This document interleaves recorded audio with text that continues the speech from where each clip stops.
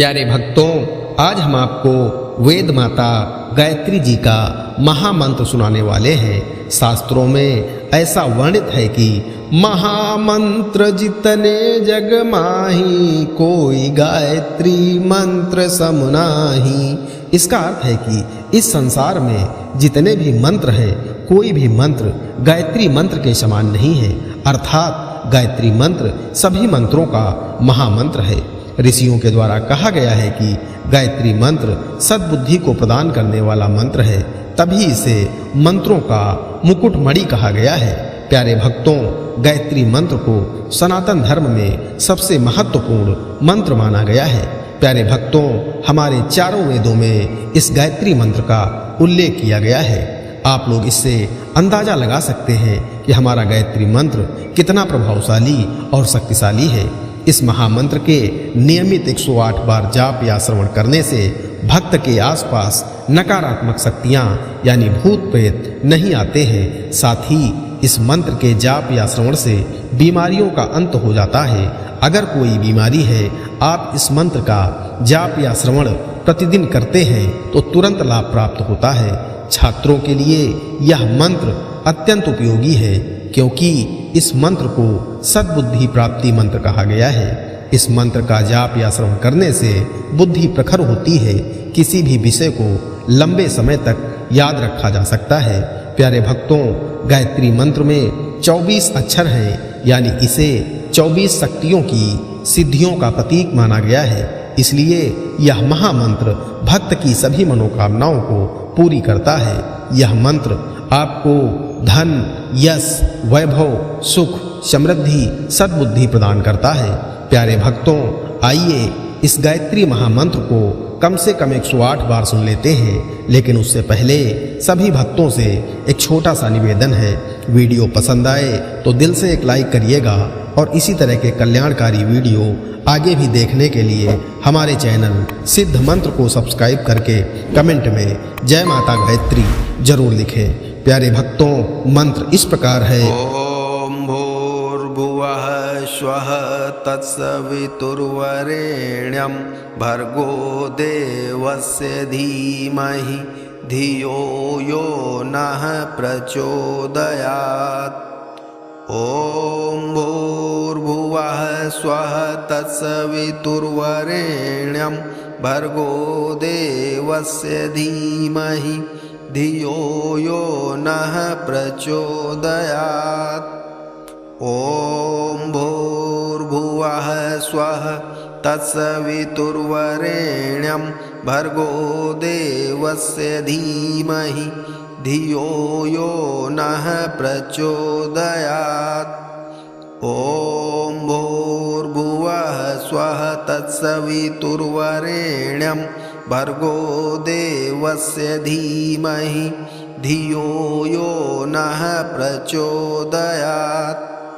ओम भूर्भुवः स्वः तत्सवितुर्वरेण्यं भर्गो देवस्य धीमहि धियो यो नः प्रचोदयात्।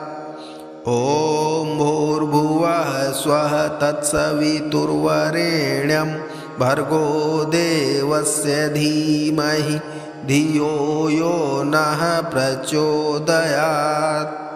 ओम भूर्भुवः स्वः तत्सवितुर्वरेण्यं भर्गो देवस्य धीमहि धियो यो नः प्रचोदयात्।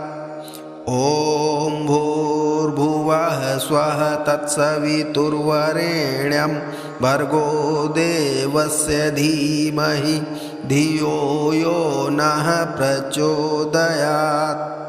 ओम भूर्भुवः स्वः तत्सवितुर्वरेण्यं भर्गो देवस्य धीमहि धियो यो नः प्रचोदयात्। ओम भूर्भुवः स्वः तत्सवितुर्वरेण्यं भर्गो देवस्य धीमहि धियो यो नः प्रचोदयात्। ओम भूर्भुवः स्वः तत्सवितुर्वरेण्यं भर्गो देवस्य धीमहि धियो यो नः प्रचोदयात्। ॐ भूर्भुवः स्वः तत्सवितुर्वरेण्यं भर्गो देवस्य धीमहि धियो यो नः प्रचोदयात्। ॐ भूर्भुवः स्वः तत्सवितुर्वरेण्यं भर्गो देवस्य धीमहि धियो यो नः प्रचोदयात्। ॐ भूर्भुवः स्वः तत्सवितुर्वरेण्यं भर्गो देवस्य धीमहि धियो यो नः प्रचोदयात्। ॐ भूर्भुवः स्वः तत्सवितुर्वरेण्यं भर्गो देवस्य धीमहि धियो यो नः प्रचोदयात्। ॐ भूर्भुवः स्वः तत्सवितुर्वरेण्यं भर्गो देवस्य धीमहि धियो यो नः प्रचोदयात्।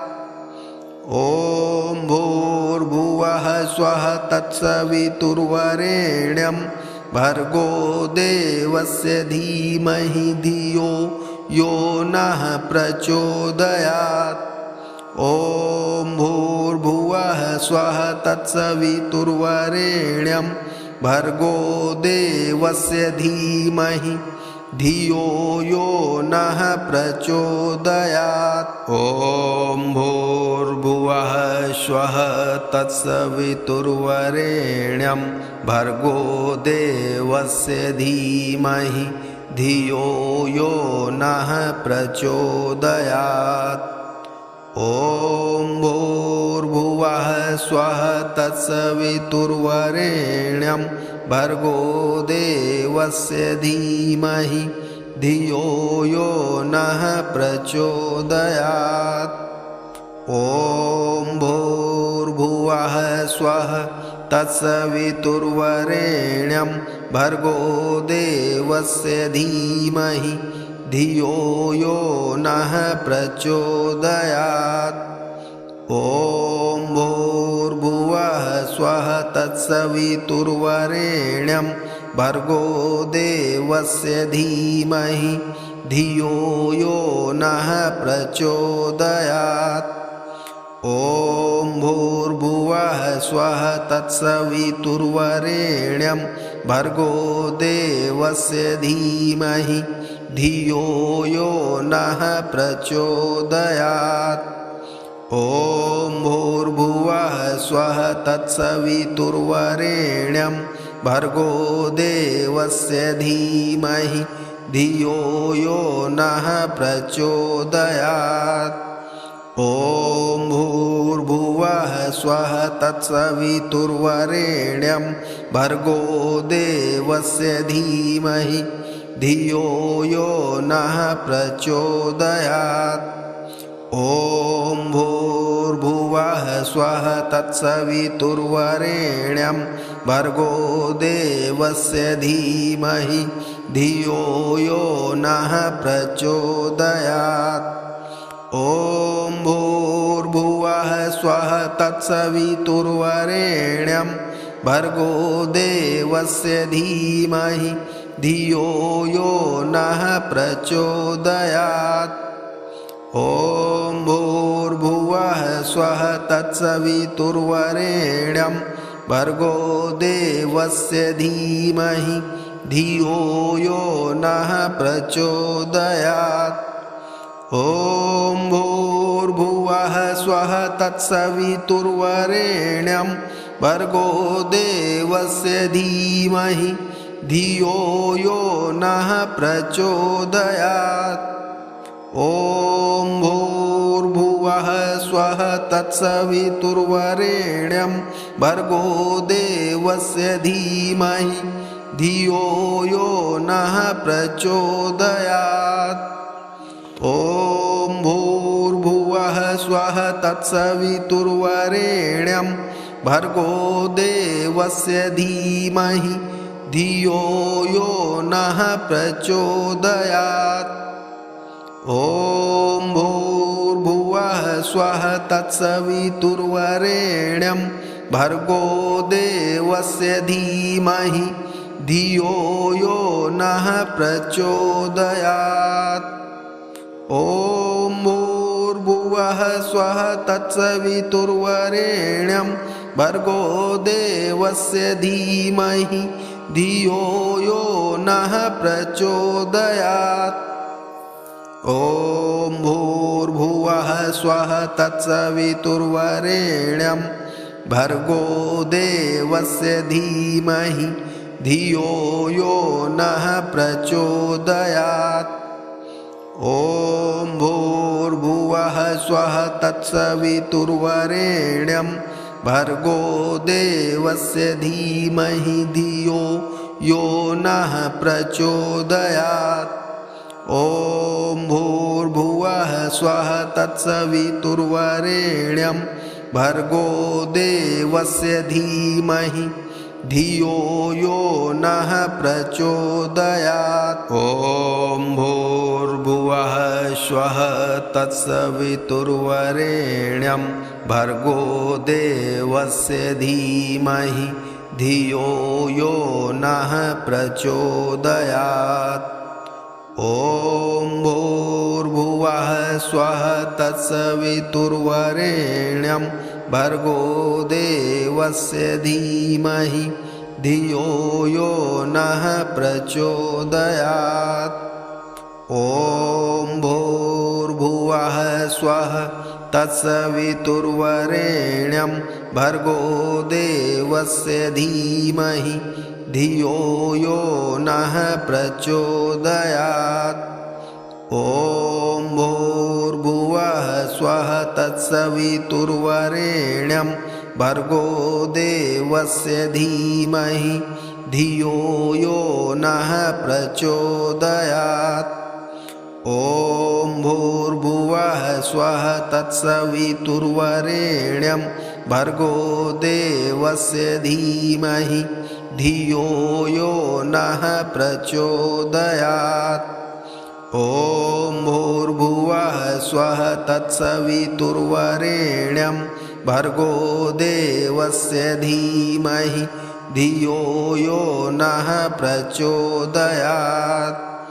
ॐ भूर्भुवः स्वः तत्सवितुर्वरेण्यं भर्गो देवस्य धीमहि धियो यो नः प्रचोदयात्। ॐ भूर्भुवः स्वः तत्सवितुर्वरेण्यं भर्गो देवस्य धीमहि धियो यो नः प्रचोदयात्। ॐ भूर्भुवः स्वः तत्सवितुर्वरेण्यं भर्गो देवस्य धीमहि धियो यो नः प्रचोदयात्। ॐ भूर्भुवः स्वः तत्सवितुर्वरेण्यं भर्गो देवस्य धीमहि धियो यो नः प्रचोदयात्।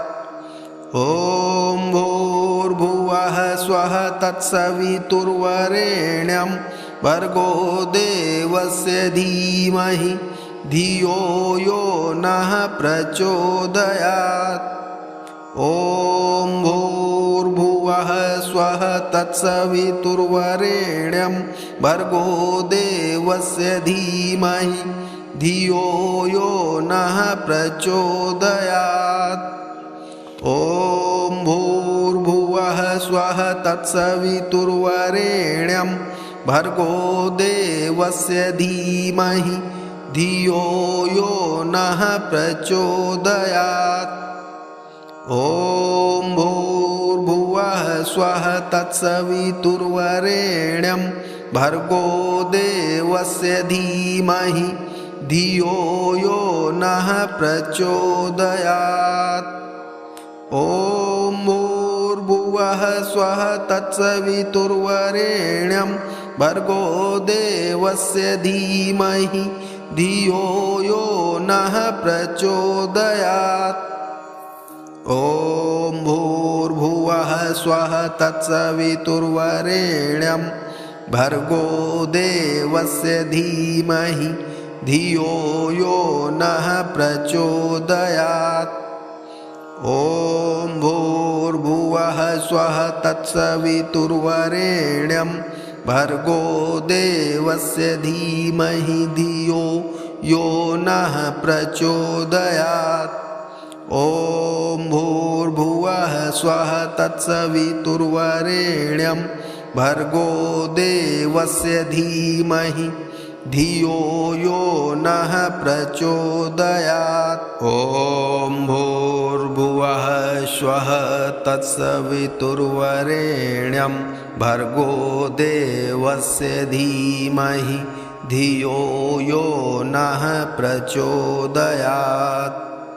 ॐ भूर्भुवः स्वः तत्सवितुर्वरेण्यं भर्गो देवस्य धीमहि धियो यो नः प्रचोदयात्। ॐ भूर्भुवः स्वः तत्सवितुर्वरेण्यं भर्गो देवस्य धीमहि धियो यो नः प्रचोदयात्। ॐ भूर्भुवः स्वः तत्सवितुर्वरेण्यं भर्गो देवस्य धीमहि धियो यो नः प्रचोदयात्। ॐ भूर्भुवः स्वः तत्सवितुर्वरेण्यं भर्गो देवस्य धीमहि धियो यो नः प्रचोदयात्। ॐ भूर्भुवः स्वः तत्सवितुर्वरेण्यं भर्गो देवस्य धीमहि धियो यो नः प्रचोदयात्। ॐ भूर्भुवः स्वः तत्सवितुर्वरेण्यं भर्गो देवस्य धीमहि धियो यो नः प्रचोदयात्। ॐ भूर्भुवः स्वः तत्सवितुर्वरेण्यं भर्गो देवस्य धीमहि धियो यो नः प्रचोदयात्। ॐ भूर्भुवः स्वः तत्सवितुर्वरेण्यं भर्गो देवस्य धीमहि धियो यो नः प्रचोदयात्। ॐ भूर्भुवः स्वः तत्सवितुर्वरेण्यं भर्गो देवस्य धीमहि धियो यो नः प्रचोदयात्। ॐ भूर्भुवः स्वः तत्सवितुर्वरेण्यं भर्गो देवस्य धीमहि धियो यो नः प्रचोदयात्। ॐ भूर्भुवः स्वः तत्सवितुर्वरेण्यं भर्गो देवस्य धीमहि धियो यो नः प्रचोदयात्। ॐ भूर्भुवः स्वः तत्सवितुर्वरेण्यं भर्गो देवस्य धीमहि धियो यो नः प्रचोदयात्। ॐ भूर्भुवः स्वः तत्सवितुर्वरेण्यं भर्गो देवस्य धीमहि धियो यो नः प्रचोदयात्। ॐ भूर्भुवः स्वः तत्सवितुर्वरेण्यं भर्गो देवस्य धीमहि धियो यो नः प्रचोदयात्। ॐ भूर्भुवः स्वः तत्सवितुर्वरेण्यं भर्गो देवस्य धीमहि धियो यो नः प्रचोदयात्। ॐ भूर्भुवः स्वः तत्सवितुर्वरेण्यं भर्गो देवस्य धीमहि धियो यो नः प्रचोदयात्। ॐ भूर्भुवः स्वः तत्सवितुर्वरेण्यं भर्गो देवस्य धीमहि धियो यो नः प्रचोदयात्। ॐ भूर्भुवः स्वः तत्सवितुर्वरेण्यं भर्गो देवस्य धीमहि धियो यो नः प्रचोदयात्। ॐ भूर्भुवः स्वः तत्सवितुर्वरेण्यं भर्गो देवस्य धीमहि धियो यो नः प्रचोदयात्। ॐ भूर्भुवः स्वः तत्सवितुर्वरेण्यं भर्गो देवस्य धीमहि धियो यो नः प्रचोदयात्। ॐ भूर्भुवः स्वः तत्सवितुर्वरेण्यं भर्गो देवस्य धीमहि धियो यो नः प्रचोदयात्। ॐ भूर्भुवः स्वः तत्सवितुर्वरेण्यं भर्गो देवस्य धीमहि धियो यो नः प्रचोदयात्। ॐ भूर्भुवः स्वः तत्सवितुर्वरेण्यं भर्गो देवस्य धीमहि धियो यो नः प्रचोदयात्। ॐ भूर्भुवः स्वः तत्सवितुर्वरेण्यं भर्गो देवस्य धीमहि धियो यो नः प्रचोदयात्।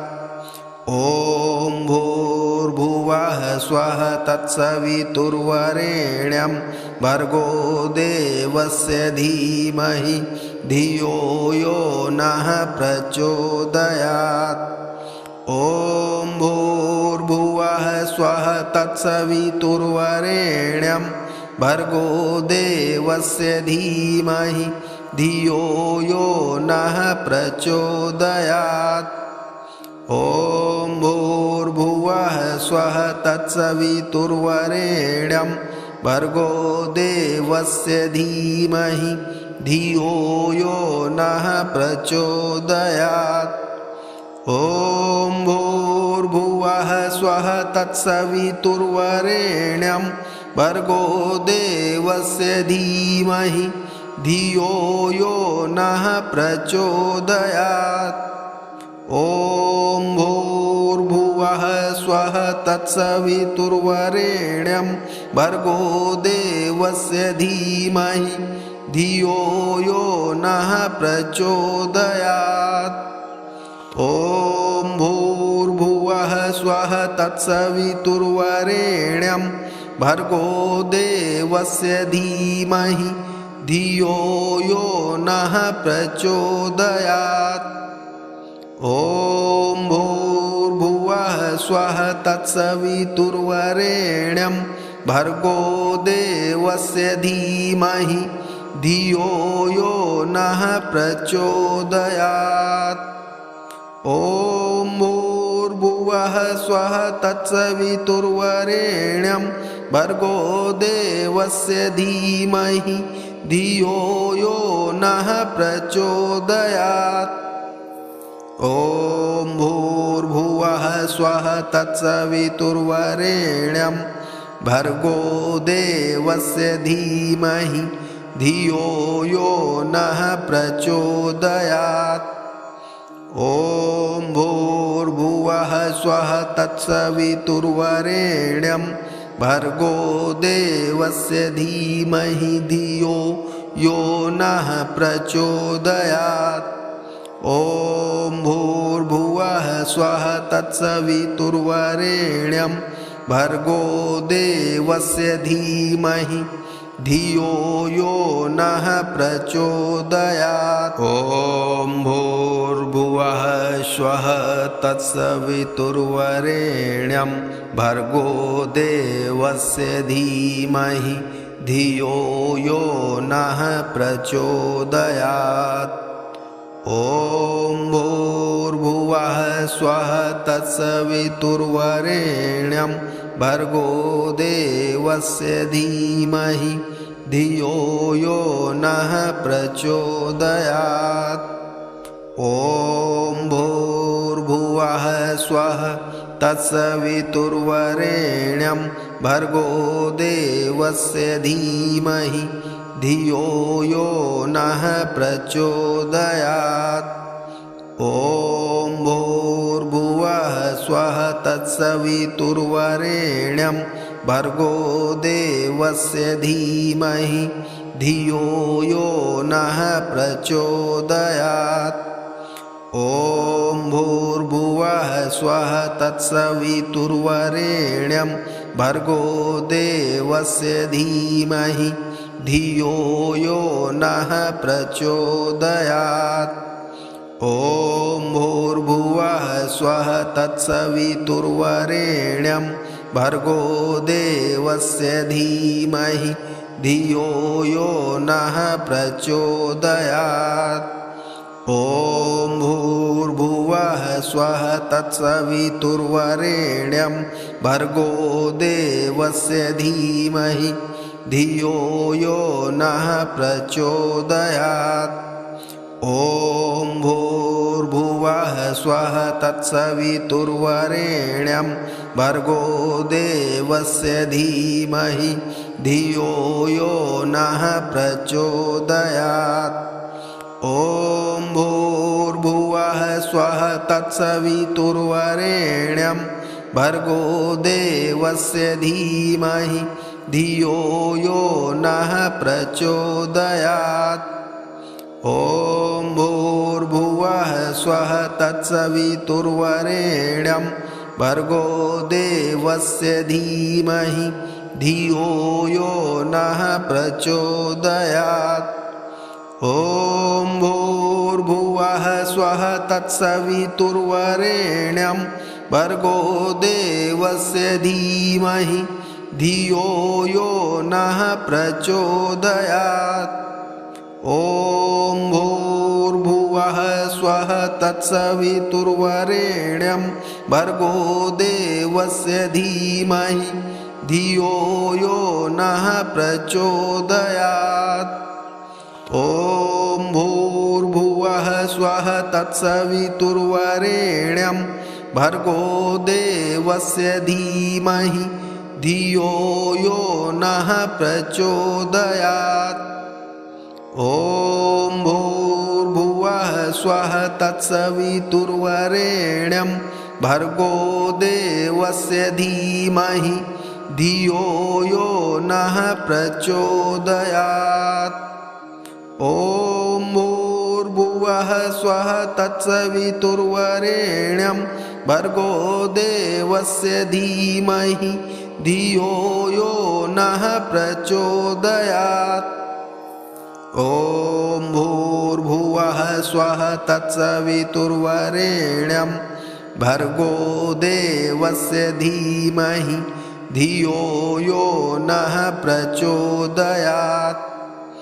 ॐ भूर्भुवः स्वः तत्सवितुर्वरेण्यं भर्गो देवस्य धीमहि धियो यो नः प्रचोदयात्।